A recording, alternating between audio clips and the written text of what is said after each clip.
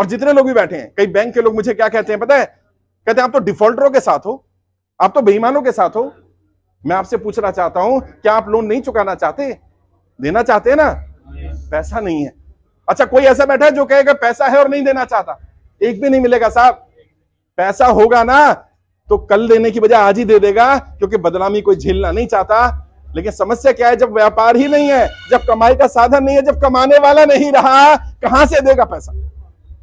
मैं महाराष्ट्र गया साहब, छोटे छोटे बच्चे, बैंक ने घर से निकाल दिया, हस्बैंड एक्सपायर कर गए, वाइफ के पास कमाई का कोई साधन नहीं है, रोने लगी, गिड़गिड़ाने लगी, कहती है बस मुझे इतना दे दो, मेरे बच्चों के सर से छत मत छीनो। लेकिन सुनने को तैयार नहीं है वो लोग। ये अन्याय है, ये अत्याचार है, और इसको स्वीकार नहीं किया जाएगा।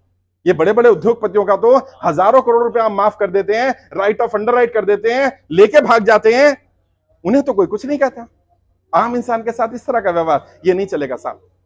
ठीक है, बड़े लोगों ने पैसा दिया होगा आपको सरकार बनाने के लिए, लेकिन उन्होंने भी तो वोट दिया होगा, इन्होंने भी तो सपोर्ट किया होगा। ऐसा तो नहीं है ना इनका कोई योगदान नहीं है। आप बड़े बड़ों का काम करिए, हमें उससे भी बुराई नहीं है, लेकिन जनता की भी सुननी पड़ेगी।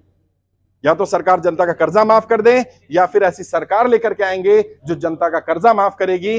और मैं एक पॉलिटिकल ट्रेनर हूं, मैं नेताओं की नब्ज जानता हूं, मैंने दबा दिए नब्ज, और तुम्हारी ताकत ने 8 अगस्त 2023 को रामला मैदान में उन्हें दिखा दिया कि इतने सारे लोग हैं, अगर एक एक व्यक्ति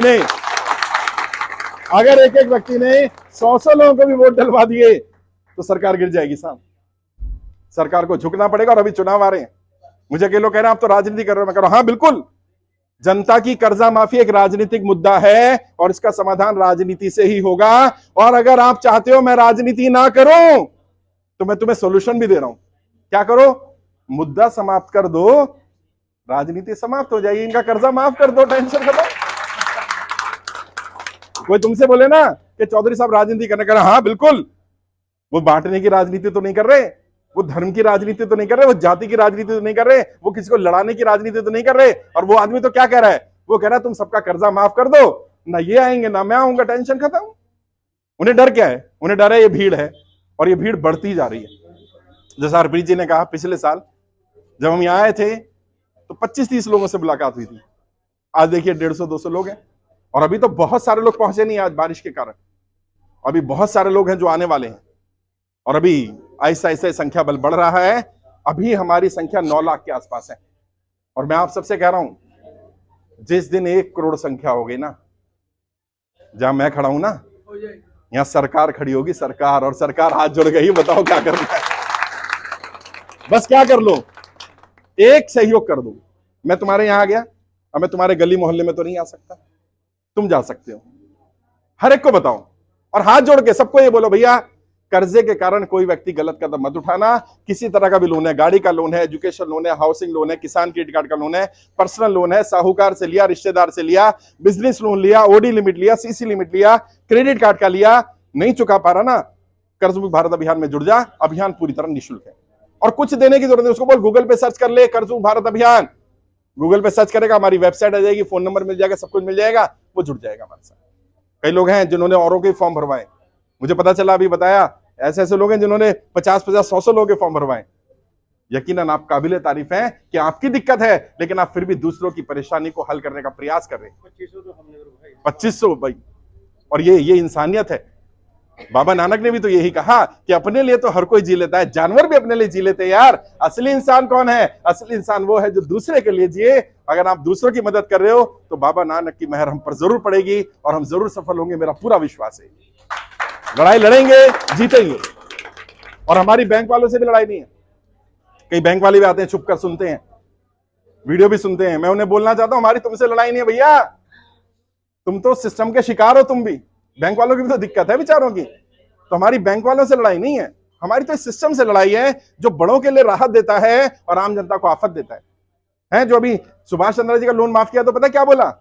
हेयर कट किया। अच्छा, आम इंसान की गर्दन कट करोगे और उसका हेयर कट करोगे? भाई हमारा भी हेयर कट ही कर दो। कितना परसेंट? 80% तक का हेयर कट। मतलब 1 लाख का लोन है तो आपको 20,000 ही भरने हैं, 80,000 आपका माफ। यही तो कह रहे हैं हम भाई, हमारा भी यही कर दो। करना पड़ेगा, झुकेगी सरकार।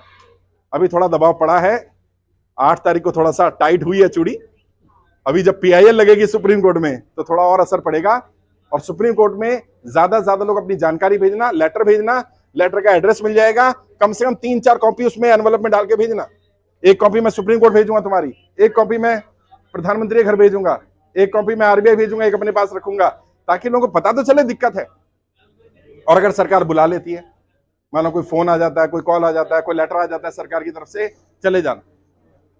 जो तुम्हारी स्थिति हुई सच बोलना, झूठ मत बोलना सरकार से। अगर तुमने सरकार से झूठ बोला तो सरकार तुम्हारी मदद भी नहीं करेगी और बाकियों की मदद भी रुक जाएगी। झूठ मत बोलना, जो हुआ सच बता देना।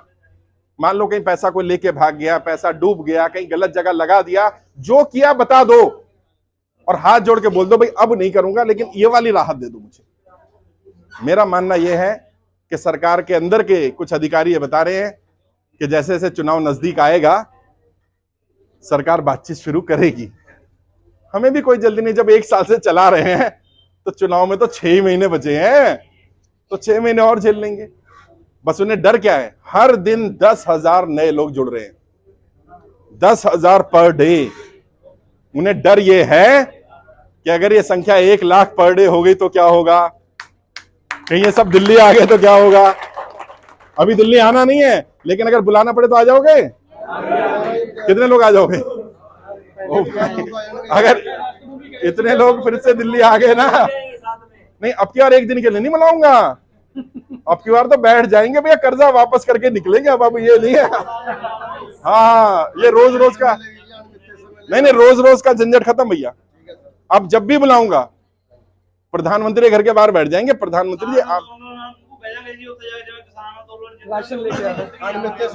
और देखो एक चीज और बता रहा हूं, जो हमारी बहनें बैठी हैं, माताएं बैठी हैं, और हम सब भी समझते हैं, एक बच्चा जो दूध पीता बच्चा है, बोलता नहीं है अभी, एक माँ भी अपने बच्चे को तब तक दूध पिलाती नहीं है जब तक वो रोता नहीं है साथ। माँ को कैसे पता चलेगा बच्चा भूखा है? रोएगा तभी पता चलेगा ना। सरकार माई बाप है, सरकार को कैसे पता चलेगा तुम्हें दिक्कत है? भाई थोड़ा रोना तो पड़ेगा। और रोना मतलब क्या, मैं रोने को नहीं बोल रहा, कम से कम थोड़ा उनको आवाज तो लगानी पड़ेगी, दरवाजा तो खटखटाना पड़ेगा। घर जाके बैठ जाएंगे प्रधानमंत्री जी खाना खिला दो बस, कर्जा माफ कर दो, नहीं तो हम आ गए आपके घर। आप तो माई बाप हो ना। और सरकार किस लिए चुनी जाती है? जनता को राशन पानी खाना समय पर मिलता रहे। हम वहीं बैठ जाएंगे भैया, खाना खिलाते रहो, बैठेंगे आराम से, 2 दिन लो, 4 दिन लो, 1 हफ्ता लो, कम से कम सरकार को पता तो चले समस्या है। अभी तक तो लोग समस्या ही नहीं मान रहे थे, पता है 8 अगस्त से पहले लोग पता है क्या कह रहे थे? सरकार के अधिकारी कह रहे थे ये आदमी झूठ बोल रहा है, इतने लोग परेशान नहीं है। 8 अगस्त को कुछ हुआ कि नहीं हुआ, तुमने एक काम कर दिया, सरकार को पता चल गया कि झूठ नहीं बोल रहे, जेन्युइन है, ये रियलिटी है कि वास्तव में लोग परेशान। फिर भी मैं आपकी लड़ाई लड़ रहा हूं, हर तरह की संभव मदद मुझे मिल रही है। कई लोग कहते हैं साहब हम आर्थिक रूप से सहयोग करना चाहते हैं, मुझे कोई सहयोग नहीं चाहिए, बस इतना सहयोग मेरे लिए कर लो कि कम से कम 100 लोग तक जानकारी पहुंचा दो। बाकी तुम्हारी जो दुआएं मिल रही है ना, जो प्रेम मिल रहा है, जैसा सर ने कहा 100 साल जियो, भाई 100 साल तो खैर क्या जीना, लेकिन जितना भी जिए ये जीवन अब जनता के लिए समर्पित है, आपकी सेवा में रहेंगे। आज कर्जा माफी के लिए काम कर रहे हैं, कर्जा माफ हो जाने के बाद भी रुकेंगे नहीं, फिर आपकी आर्थिक स्थिति ठीक करने के लिए काम करेंगे। एक एक व्यक्ति की आर्थिक स्थिति ठीक करनी है। मैं जानता हूं यहां जितने भी लोग इस हॉल में हैं, अगर इन्हें थोड़ा सा पैसा और समय दे दिया जाए, इनके पास ऐसे ऐसे आइडियाज हैं, 1 करोड़ रुपए को 100 करोड़ करने का आइडिया है इनके पास, बस इन्हें मौका दिया जाए। तो पहली स्टेज क्या है? स्टेज 1 लोन माफी, स्टेज 2 इनको व्यापार करने के लिए इनका जो आइडिया हो उस आइडिया को इन्वेस्ट करो, लो भाई सरकार पैसा देगी, जाके काम कर। एक एक आदमी यार अगर 100 लोगों को रोजगार देने लग जाए, देश की बेरोजगारी की समस्या खत्म। एक अंबानी अदानी क्यों, देश में 1000 अंबानी अदानी होने चाहिए ना, क्या दिक्कत है उसमें?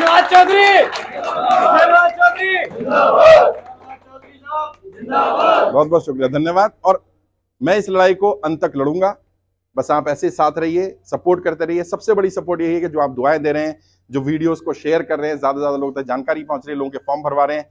बस बार बार एक ही अपील है, किसी से 1 रुपया भी मत ले लेना, क्योंकि व्यक्ति पैसा तो दे देगा लेकिन उसका दिल दुखेगा। इस समय लोग परेशान हैं, अगर हम उन्हें पैसे की मदद नहीं कर सकते तो उनसे 1 रुपया भी लिया ना जाए, उनका पैसा ना लें, उनका साथ दें, उनको सहयोग करें। जितने लोग भी आ जाए हैं, रंजीत जी इनका एक व्हाट्सएप ग्रुप बना देना, आज आपका एक व्हाट्सएप ग्रुप बनवा देंगे, 2-4 दिन में सबको ऐड कर लेंगे। अब मान लो भाई साहब के यहाँ कोई दिक्कत आ गई, रिकवरी वाला परेशान कर रहा है, अब ये 250-300 लोग पहुंच जाओ, क्या कर रहा है मेरा भाई है, भाई साहब हिम्मत नहीं है, दोबारा वो घर आ जाएगा। संगठित हो जाओ, बस अपना धर्म जाति भूल जाओ थोड़े दिन के लिए, एक ही धर्म कर्जा, एक ही जाति कर्जा, बस कोई किसी को परेशान करे, कोई साहूकार परेशान करे, रिकवरी वाला परेशान करे, सब लोग पहुंच जाओ। और अभी मैं हर जगह हम लोग